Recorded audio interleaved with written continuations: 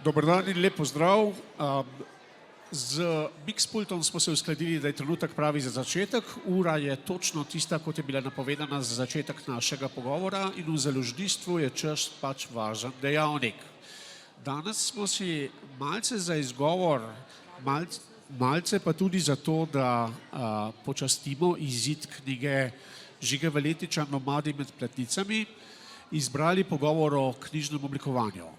Knjižno oblikovanje je nekaj, kar ob vsaki knjigi nekako opazimo, morda pa ne opazimo to, da ne, da bi se tega prav zares zavedali. In zdaj, če kdo med vami, zlasti med našimi mlajšimi oblikovalci, prišel za to, da ugotovi, kaj vse je potrebno narediti, da bi postal dober knjižni oblikovalec, tega morda tukaj ne bodo izvedeli, vendar tisti, ki ste prišli na ta dogodek in tisti, ki ga boste kasneje si ogledali v njegovi spletni izdaji, boste morda izvedeli nekaj protislovi, pa tudi pravil in zakonitosti, ki vendarle pri delu z drugimi udeležniki v knjižnem polju veljajo. Za vse tri moje goste, ki jih bom tukaj zelo na kratko predstavil, kajti skozi prvo vprašanje se bodo malce že predstavili sami, torej za Žigo Valetiča, ki je avtor te in še drugih knjig, ob tem pa oblikovalec še številnejših knjig, pravzaprav zelo številnih knjig, tudi to bo eno izmed vprašanj. Za Suzano Duhovnik, ki je vodja likovno-tehnične redakcije na Mladinski knjigi in tudi sama oblikovalka, in za Sanjo Janša, ki je tudi prestižna oblikovalka različnih izdaj Mladinske knjige in Cankarjeve založbe, imam skupno uvodno vprašanje. Laik bi si namreč za začetek zamislil, da oblikovalec pač postaneš tako, da greš na Akademijo za oblikovanje. Ampak tisti, ki smo že prebrali Žigovo knjigo, vemo, da je bila njegova zgodba precej drugačna. Sam pravi, da je oblikovalec samouk, ukvarjal se je z marsičem, kar je s oblikovanjem bolj in manj povezano, pa vendarle ni nujno neposredno povezano s tem, kar se tukaj počne. In pravo vprašanje najprej za Žigo, potem pa za vse ostale, kako da ste med številnimi možnostmi oblikovanja, če se omenimo samo na to, prišli ravno v knjižno oblikovanje. Žiga, izvoli. Ja, hvala. Malo slabo se sliši tukaj, malo odmeva, ampak v redu. Bomo se navadili poslušati pa govoriti.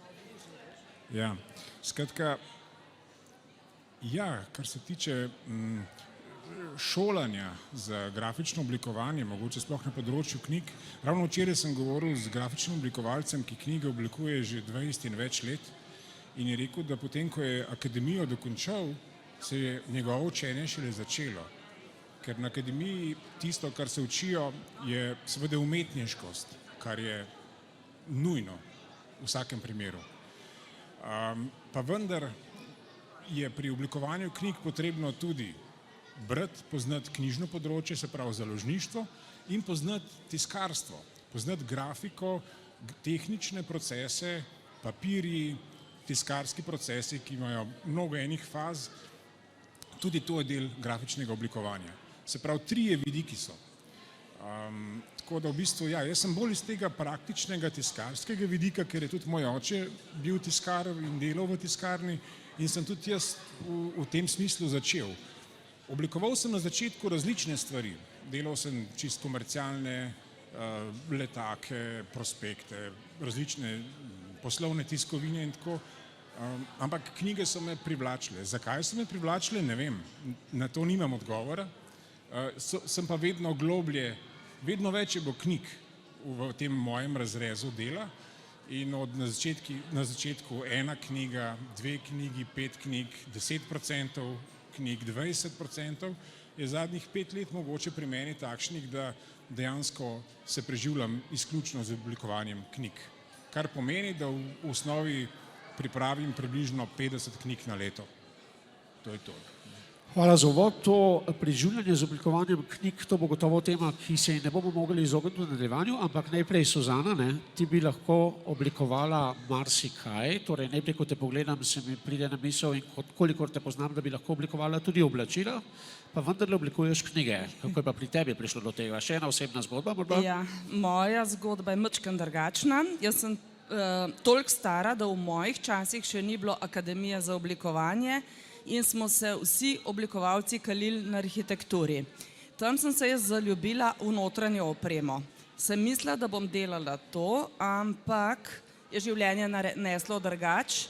Nisem se vrnila v Novo mesto, kjer sem imela štipendijo v Novo lesu, kjer bi imela sigurno bajno kariero. Novo les je po parih letih, ker sem diplomirala, propadel. In tako sem se znašla v Ljubljani in nekako po spletu naključij sem prišla v Mladinsko knjigo. In tukaj sem pravzaprav dobila vse, o čemer sem kadarkoli sanjala.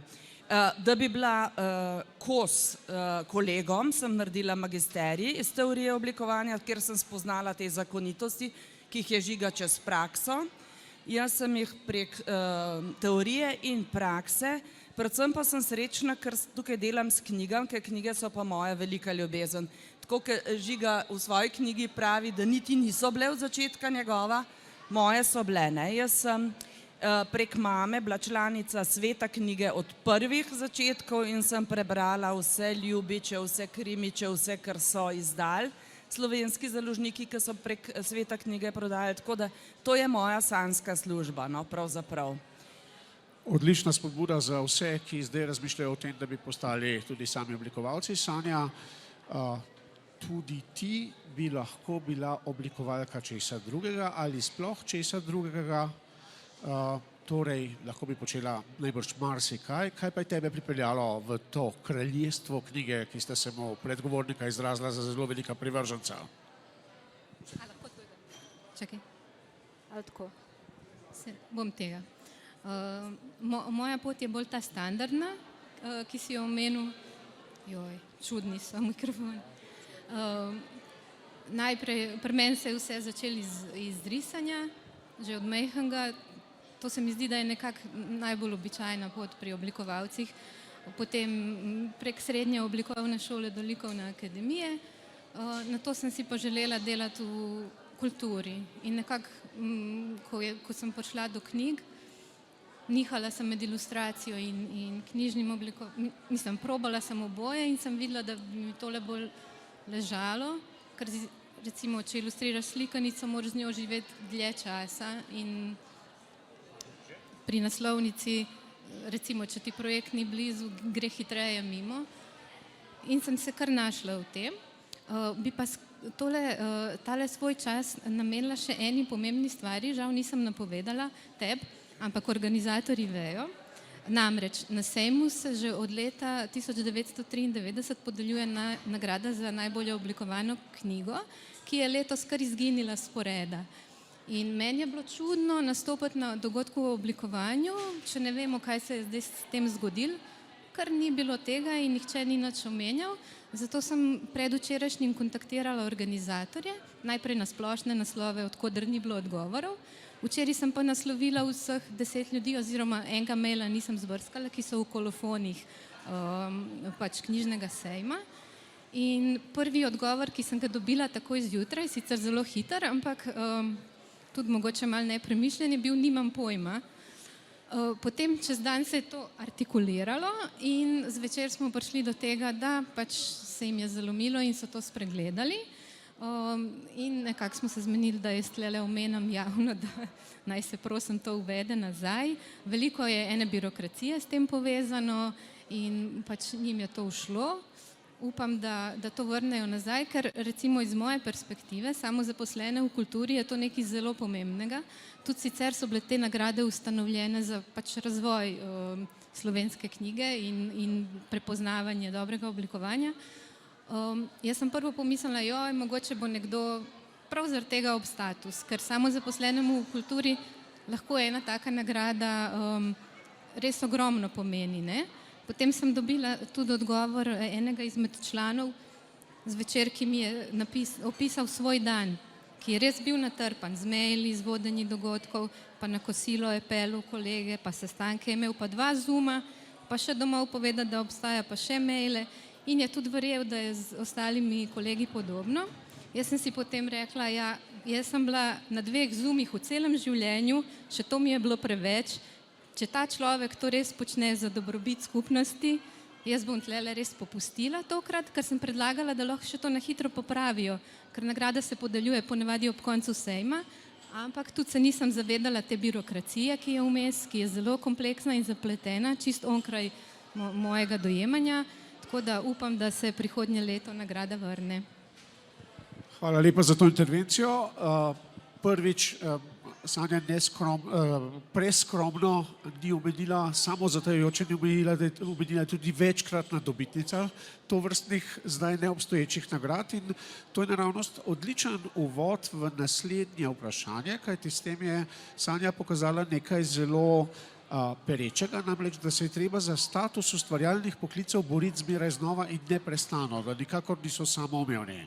Žiga je prej rekel, da naredi približno 50 knjig letno, to so najbolj zelo različne knjige in teh 50 knjig letno ti nekako omogoča preživeti. Zdaj, jaz nekoliko poznam seveda uredniško plat dela, torej človek, ki ureja knjige, in tisti, ki ureja seveda leposlovne knjige v drugačnem položaju od takega, ki ureja ali pa recimo temu bolj zgodovinsko natančno je urejal leksikone. Ampak za urednika leposlovnih knjig nekako mednarodni standard pravi, da 12 knjig letno ne bi tak urednik naredil, da bi se preživel, toliko je recimo maksimalno ali hkrati minimalno za neko polno zaposlitev in podobno. Tukaj so najbrž kriteriji zelo različni, kako za kakšne knjige gre.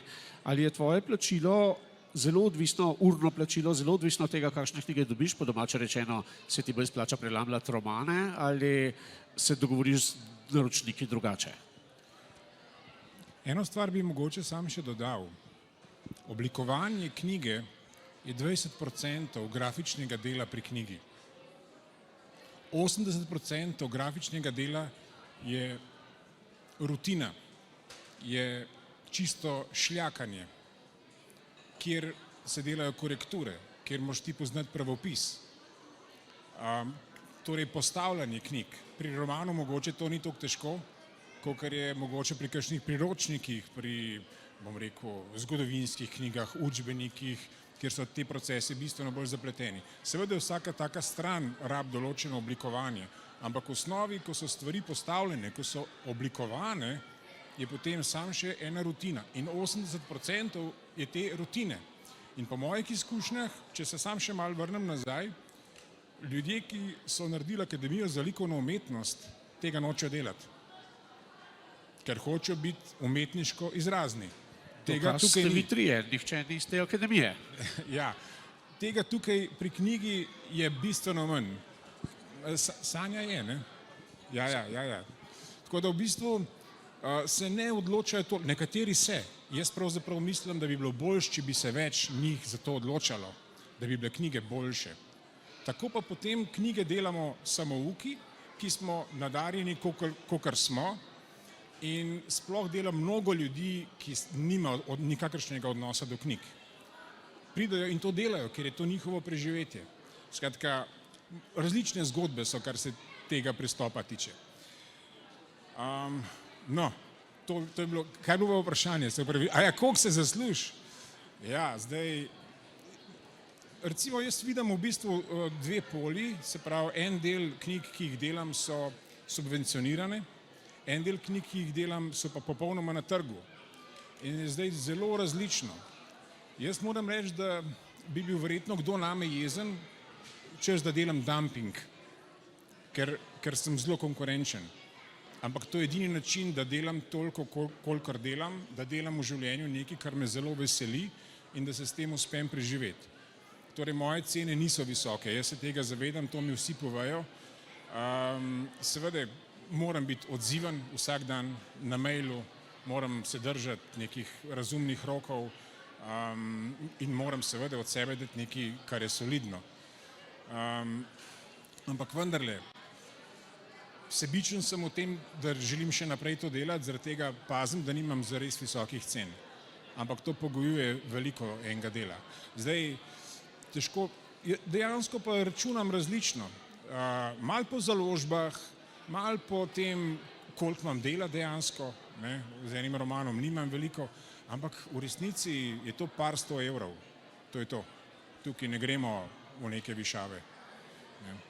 Še preden sem te spoznal, sem o tebi izvedel, da si zelo organiziran človek in to so ljudje dokumentirali tako, da so rekli, da točno veš, koliko moraš prelomiti na dan, da dobiš tisto vsoto, navedli so imeli celo vsoto, ki jo moraš dnevno zaslužiti. Kar je zelo fascinantno, ker po drugi strani za umetnike velja, da mislijo, da bo nekako jih že poplačala božanska mana, potem so pa razočarani, ko ta mana nekako ne pade in ne pade.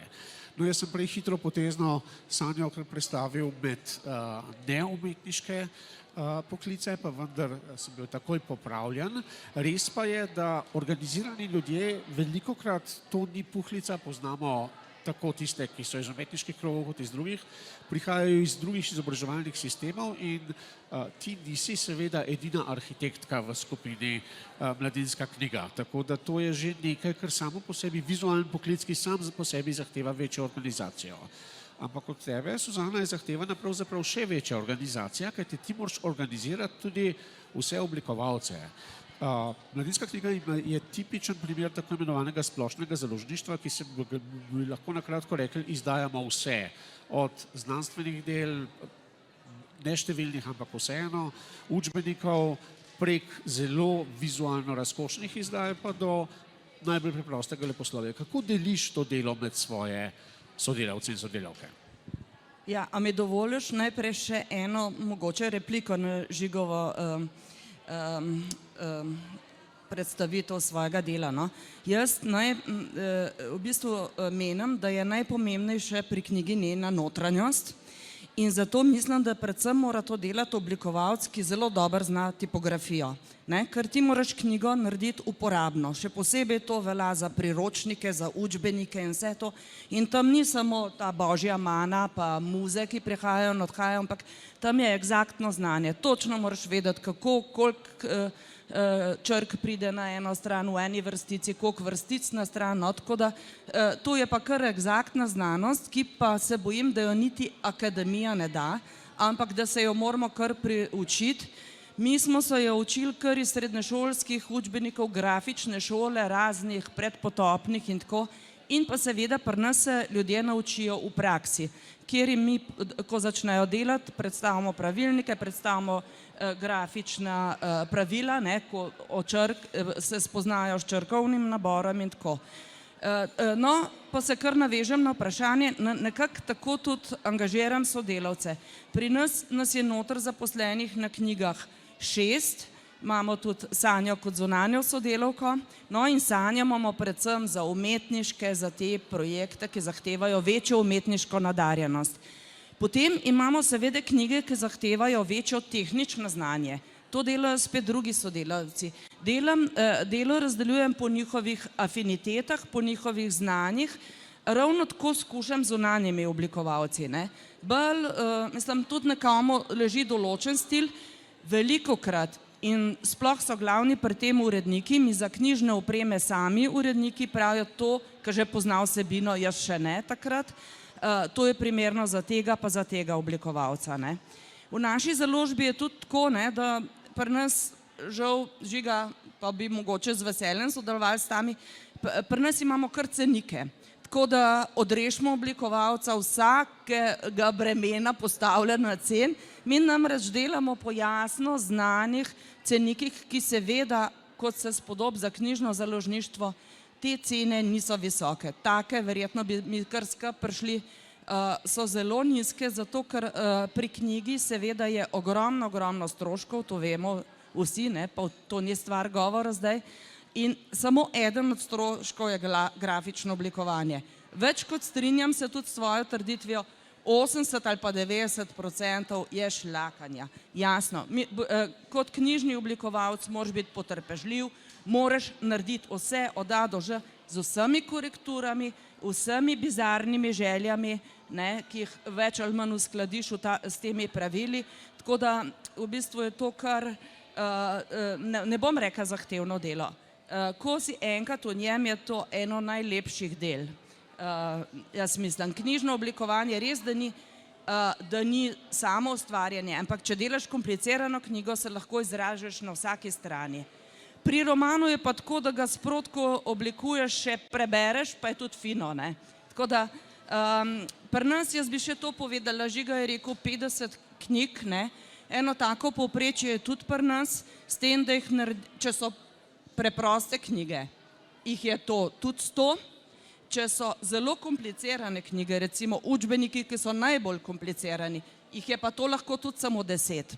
Tako da imamo razpon od 5 do 100, ne? Ampak na povprečje je pri nas, ker le sedimo in administrativna dela nam drugi opravijo, pa tako, je kar 70 knjig.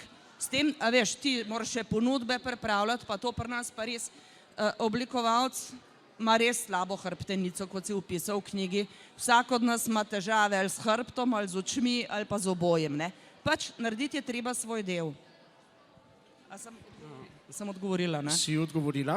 Jaz bom pa izkoristil trenutek za prikrito oglaševanje. Torej, če ste prišli pa zato, da bi kaj zelo konkretnega izvedeli o teh navodilih, ki dejansko obstajajo v grafičnem oblikovanju, vam pa priporočamo seveda knjigo Založniški standardi v objavi Cankarjeve založbe, ki še zmeraj ni pošla in v njej je tudi obsežno besedilo Suzane Duhovnik, tisti tukaj, ki ste naši študentje, moji študentje, to že veste, ste morali to intenzivno predelati, tisti pa, ki sem hotel dodati, hodite na nižjo stopnjo izobraževanja, pa razmišljate o tem poklicu, pa imate priložnost, da se poučite, kaj ta poklic zares prinese. Sanja, zdaj smo že dvakrat nekako nastopila kakor umetnica med praktiki na nek način, ne? Mogoče je trenutek, da poveš, kako vidiš svoje mesto v tem sorazmerno zapletenem in kompleksnem poslovanju, v tem sorazmerno zapletenem in kompleksnem kolektivu in ne nazadnje, sabo si prinesla nekaj knjig kot primer oblikovanja in morda je to trenutek, da jih pokažeš, če boš to uspela narediti, drži mikrofon z eno roko. Ne, žal mi je samo, da so otroci šli, ker sem imela tudi otroško knjigo s sabo, ampak zdaj ni nobenega več, prepozna sem, mogoče bi mogla to najprej narediti. Bom jaz. Jaz sem že dolgo sodelujem z Mladinsko knjigo, tako da delala sem že vse. Tudi prelome, tudi kakšno prevodno knjigo. Ja. Je pa res, da mi je ta tehnično-tehnološka plat, da sem tle bolj bosa, ne, to, kar Žiga piše v knjigi. In tudi ti praviš, da smo oboji in da smo oboji potrebni in to je res. Tako da zdaj nekako z leti sem se bolj usmerila k tem ustvarjalnim stvarem, ker vmes, recimo, če sem se kdaj lotila kakšne prevodne knjige, ki jo prelamljaš po izvirniku, tudi ti o tem pišeš, ne, koliko zna biti to kompleksno in zapleteno, hkrati pa tudi najdeš užitek v tem, ampak jaz sem to tako dolgo delala, da je Suzana ugotovila, da se to enostavno ne splača in mi je enkrat celo rekla, da je to zdaj najdražja tovrstna knjiga, ker sem jaz preveč časa porabila za to, tako da na ta način niti ne sodelujemo več, edino mogoče pri kakšnih otroških, ki so manj zahtevne, je pa treba komunicirati s tujino, tle sem pa dosti hitra in tudi poznam že te ljudi, hitro se povežem z njimi in ne rabi biti urednik tisti posrednik vmes, tako da gre komunikacija hitreje, to pa mi kar gre. Drugač pa ja, pač tale ustvarjalni del mi bolj leži in zdaj tudi več tega dobim in se mi zdi, to je to. Si še kaj vprašal? Te bom kar hitro še kaj vprašal, ampak boš prišla na vrsto. Zdaj vsi smo že nekako govorili o tem, kako različni dejavniki v bistvu vplivajo na vsako konkretno knjižno oblikovanje. Tle imamo tudi želje avtorja, potem želje založbe, mogoče pričakovanje po nekem določenem tržnem odzivu in nekaj mora ostati tudi za lastno umetniško ali umetniško narekovajih vizija. Žiga, kako ti to usklajuješ na dnevni bazi? V bistvu je vsaka knjiga zgodba zase. Ampak res, težko je karkoli splošnega reči. Ne vem, mogoče dve skrajnosti. Zdaj smo naredili eno zelo fino otroško knjigo Kitajski miti in legende, kjer je sodeloval 8 ilustratork in ilustratorjev in 4 avtorce. Potem sem pa delal en roman, ene nove avtorce, ki je šla v samo založbo in sta bila samo 2 vpletena v proces. No, s to knjigo je bilo 3-krat več dela kot z uno, kjer nas je bilo več kot 20 ljudi vpletenih. razlika je v tem, da so ta ducat so bili vsi hudi profesionalci, od A do Ž. Razen pri eni ilustratorki smo res dolgo čakali, da je poslala, ampak v osnovi vsi procesi so bili na nivoju. Tukaj pa prvič samo založba in dejansko sem jaz moral njo naučiti tega dela, tudi samo založniškega. Najhuje je, kadar ni vmes urednika, to je meni najhuje. In tudi takoj sem se naučil povedati, ko pridejo ljudje k meni, tukaj je nekdo, ki bi knjigo naredil na tak ali pa drugačen način, pa so to zelo različne knjige, ne samo romani, tudi zelo zahtevne. En gospod je bil 2 leti nazaj, Razgledni stolpi Slovenije, to je bilo, ne vem, 600 fotografij noter. In če ni urednika vmes, to je tak amortizer, ki je nujen. Jaz povem, tega nimava, to pomeni, da boste vi morali prevzeti pol uredništva in jaz. In tukaj bo ratalo malo napeto lahko, ker vprašanje, koliko avtorji razumejo to. Pri tistem gospodu se je to išlo, recimo pri kakšni drugi situaciji se ne izide. Je ogromno enega učenja, ko jaz njih učim uredništva, sploh vsega skupaj. In ker imam dovolj izkušenj za to. Ampak zdaj, kako usklajujem? Včasih dobim podobo in moram točno to narediti. Včasih že ilustratorji naredijo celo uvitek, tehnično pa niti blizu niso temu, da bi to zdaj bilo pripravljeno za tisk. In moram potem jaz to, pač vse možne trike, da to zdaj mi zrihtamo tako, kaj treba. Včasih imam popolnoma proste roke in včasih je to super, včasih je pa tudi težko. Naslov današnjega pogovora je, če so knjige ali lepe knjige prodajajo. In sem razmišljal, pravzaprav odvisno je od estetike odjemalcev, ker Umberto Eco je že ugotovil, da mu je njegova lastna knjiga Umetnost, zgodovina grdega ljubša od zgodovine lepega. Se pravi, kakšne so estetike ljudi, ki nekaj pričakujejo. Samo en primer bom dal, ker primerov je veliko, da zaključim to. Nekako Filozofija hoje je bila ena knjiga pri založbi VBZ, ker sem jaz najprej naredil kar nekaj enih osnutkov, seveda, filozofija hoje, narava, barve, vse to. Naredil sem poln osnutkov in po 10 osnutkih je urednica rekla, jaz bi črno-belo. In meni je kar padlo, črno-belo, kako bomo zdaj to šli? Ampak točno to je potem bilo pravo. Šli smo, filozofija hoje, črno-bela slika, ja, neka narava, brez barv, oranžen naslov, minimalizem in se je super prijela knjiga. Zdaj, kaj je lepo, je zelo diskutabilno, tudi od tega, komu je knjiga namenjena, kaj sploh je v tej knjigi in tako naprej. Tako da v bistvu moji slogi, ko sem si dal zdaj recimo vse te knjige, ki sem jih pripravljal pred sejmom, pred sabo, sem videl, da to, jaz nimam sloga, to je 100 slogov, tukaj ni enega sloga. In zdaj, seveda, če pogledamo dela Matjaža Vipotnika v preteklosti, ko si videl knjigo, si rekel, aha, to je Vipotnik. Ampak danes je zelo težko, pri Sanji sem šel malo pogledati ovitke, pa sem videl, ja, spet krasno nekdo, ki vendarle razvija slog avtorski v oblikovanju ovitkov. To je zelo, zelo dragoceno. Ampak nismo vsi tam. Tako da v bistvu jaz moram nekako zelo različno paleto enih slogov, ker se prilagajam urednikom, avtorjem in seveda včasih naredim popolnoma po svoje. Včasih mi je to všeč, včasih mi je nekaj drugega, tako da moram biti odprt. Se mi zdi pa zelo dragoceno, ko vidim, da nekdo vendarle tudi razvija svoj slog avtorski in da se na ta način avtorsko izraža na podoben način, bom rekel. To mi je tudi ljubo. Hvala. Iz zgodbami svojega oblikovalskega življenja si v bistvu dobro povzel tudi veliko širino izzivov, ki tukaj v Sloveniji kljub njeni majhnosti obstajajo. Zanimivo pa tudi, da si upozoril na to, da imamo to tradicijo neodvisnih ali pa samozaposlenih oblikovalcev, šele v zadnjem času se je pa pojavila tudi tradicija tovrstnih urednikov. Torej si opazil, zdaj nekaj takih urednikov v Sloveniji že obstaja. Suzana, zate imam isto vprašanje, odgovor pa najbrž ne bo enak. Čakaj, kaj je že bilo vprašanje? Kako usklajuješ kot sama zdaj kot oblikovalka ti različne stvari, ki ti pridejo za vrat, od zahtev ali želja avtorja, založbe, trga in da še ostaneš tudi ti umetniško stimulirana za izvedbo. Ja, jaz se tlele popolnoma identificiram z Žigom, ne pa Sanjo, ki je res in ima svoj slog. Jaz mislim, no, Žiga je zato pač, da na trgu preživi. Jaz zato, ker delam za splošno založništvo, nimam svojega sloga.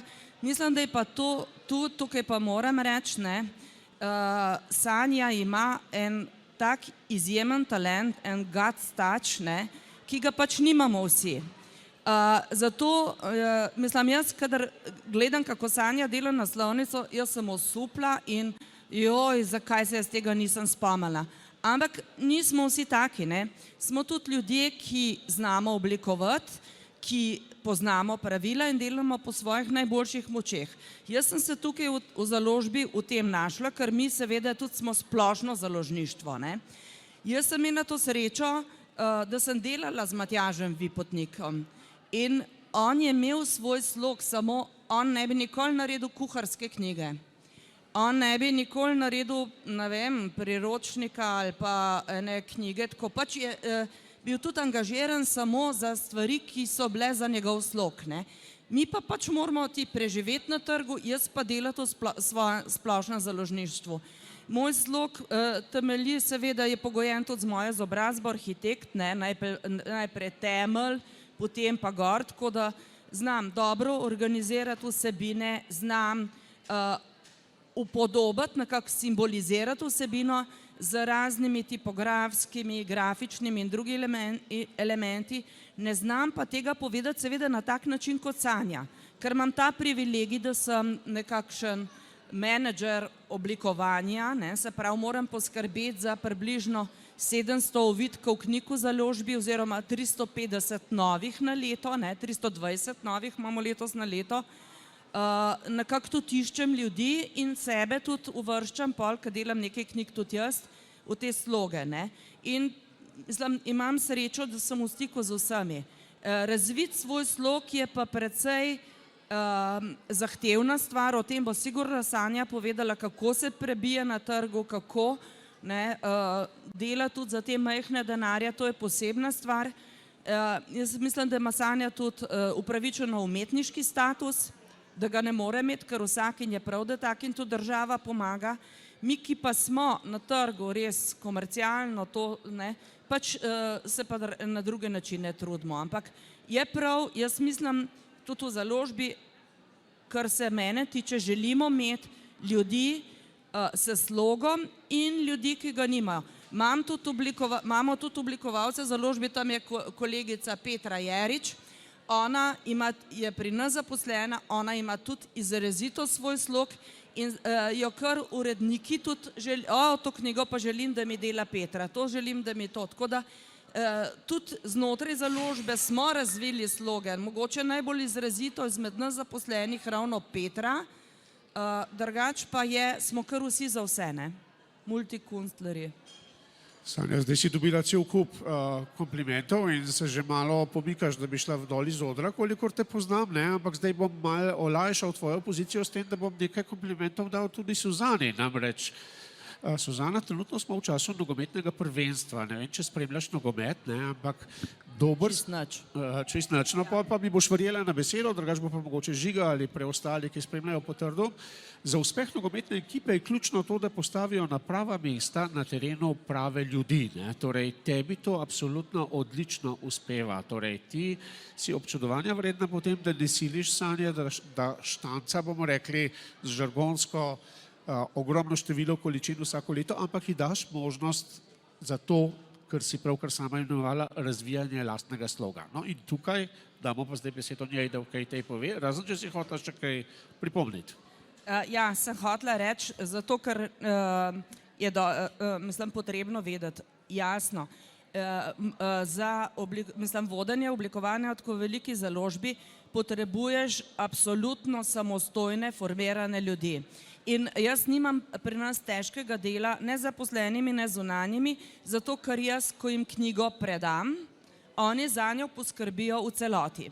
to pomeni, da jo oblikujejo, kontaktirajo z urednikom v celoti. Jaz nisem noben supervizor, če ne bi bila to moja celostna podoba založbe in tega nihče ne želi. Tako da je vsak popolnoma samostojen in se tudi samostojno obnaša in spelje knjigo od začetka do konca. Tako da imam po mojem najboljšo možno ekipo, skupaj, če štejemo tudi seveda zunanje sodelavce. Samo trenutno imam tako, je na založbi tako briljantna ekipa, da v bistvu je lahko vodenje.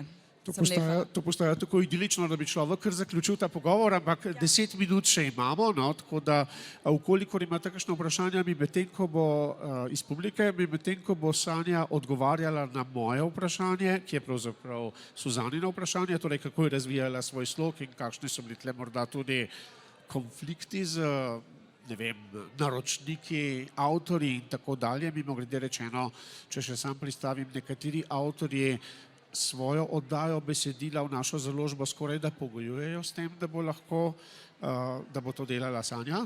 Torej, medtem ko bo ona na to vprašanje odgovarjala, vi mogoče lahko začnete malce mahati v smislu, hočem imeti možnost za vprašanje, kajti potem se bliža že moje zadnje vprašanje, v katero bom strnil vsa, ki so mi še preostala z mojega seznama.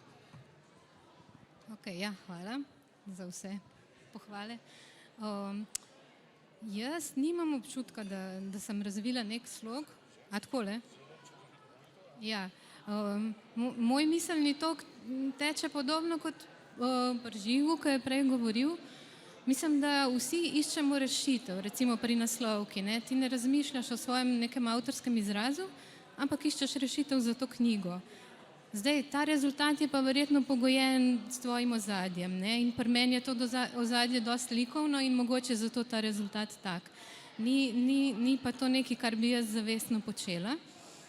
In tudi tako, kot je Žiga rekel, je čisto vsaka knjiga je zgodba zase. Sploh ni dveh enakih poti, so podobne.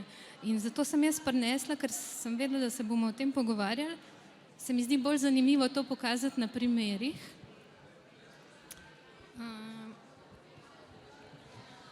Recimo tole.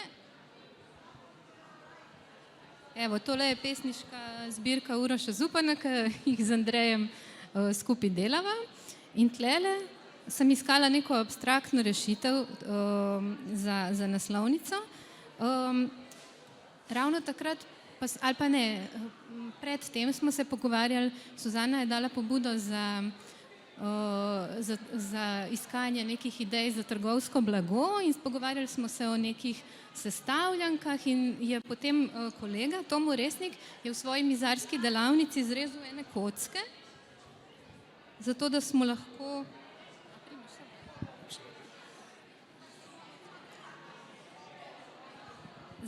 lahko poskusili te sestavljanke, s katerimi pol ni bilo nič, ampak meni so te kocke stale tam na mizi. In ko sem iskala rešitev za tole pesniško zbirko, sem tole pobarvala in sem začela odtiskovati in je nastala ta naslovnica in je bila sprejeta in recimo, tako se zgodi naslovnica. Imam pa zdaj še, in ta je bila uspešna in dosti hitra. Še en primer bi pa pokazala, ki je bil neuspešen, če lahko. Oziroma, ki je bila pot dolga.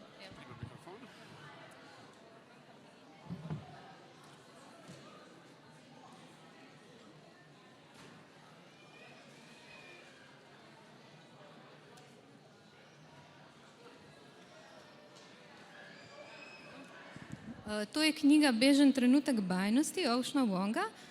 Letos je izšla in jaz, ko sem jo brala, je avtor že na začetku, taka zelo lirična knjiga je, avtor je pesnik in je že na začetku omenjal, imel je ta metulje monarhe. In potem že tam se mi je ustavilo in sem rekla urednici Darji Marinšek, kaj pa če bi s temi metulji neki, in ona se je toliko navdušila nad to idejo, da me pol ni spustila do konca. Jaz, ko sem prišla do konca knjige, ne bi več metuljev uporabila, ampak je bila ona toliko zagreta, da smo pol šle z metulji, ne? In najprej sva probale takole, samo metulje. Potem se je meni zdelo, da morava dodati še nek konflikt. Ponavadi ga ona hoče dodati, tokrat sem ga jaz hotela, ker so v knjigi omenjeni tudi bizoni, sem pol dodala še bizone. Potem smo probali tudi samo z bizoni, To so zdaj nekateri izmed osnutkov. Pa recimo takole, bizon pa metulj. Potem so se meni zdeli mogoče metulji malo preveč osladni in sem probala z abstraktnimi metulji, ampak je Darja rekla, da se ne vidi, da so metulji, no takole pa še malo več abstraktnih metuljev. Jo, ja, vidite na tej strani, pardon. Tako. In potem na koncu smo nekako prišli do te rešitve, ki smo jo poslali. Mislim, Darja jo je hkrati poslala prevajalkam in agentki. In ena izmed prevajalk je bila zelo razočarana in vmes, ko sva midve hitele njej utemeljevati to, je vmes že odgovorila agentka, ki je napisala: bojim se, da avtor noče metuljev niti na naslovki, niti v notranjosti knjige. Čeprav je to nek leitmotiv v knjigi, ki se pojavlja do konca. Bojim se, da te bo morala prositi za alternativno naslovnico. Če je le mogoče, naj dizajn ne vsebuje mame, ur in azijskih mladeničev. To smo mi seveda zvedli post festum kot vzhodni trg in potem smo se na hitro lotili nove naslovke in to je ta končni izdelek, s katerim je bila pol tudi prevajalka zadovoljna in se mi zdi, da tudi boljše povzame bistvo knjige kot teli poskusi. Hvala lepa za to demonstracijo kreativne poti in končnega rezultata, vključno z težavami, ki se pri tem pojavljajo. Zaključno vprašanje je morda malce v skladu s tistim, kar je Sanja prej opozorila, namreč da delo, da oblikovanje nima tolikšne javne pozornosti, kot bi jo moralo imeti. Torej, koliko odzivov dobite na svoje delo in ali je dovolj, da vam rečejo samo to, da je ta knjiga lepa, si želite več odzivov in kakšni pravzaprav ne bi ti bili? Vprašanje je enako za vse tri, tako da ga ne bom ponavljal, da prihranimo čas.